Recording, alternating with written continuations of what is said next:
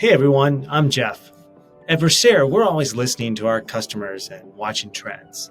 This has led us to this new product. We've heard schools say that they want a skinnier mobile whiteboard that can be moved around and through doors with one hand. We also spent time talking with campus safety professionals to hear how our products can be helpful against the disturbing trend of gun violence within schools. The current training message that's being put out there is to run, hide, fight.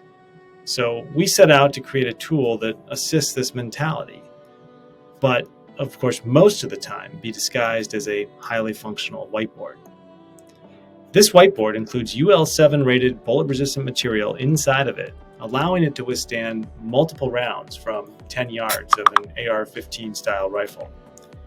While it can be used to cover a window or doorway while hunkering down, it can also be used as a shield to run behind or provide cover across a hallway that leads one to safety. Here's some footage from our latest testing at the range. As you look at this image and video, you'll see that the whiteboard received 20 rounds from an AR-15 style rifle. It did not topple over, and all rounds were stopped from the orange bullet-resistant material inside.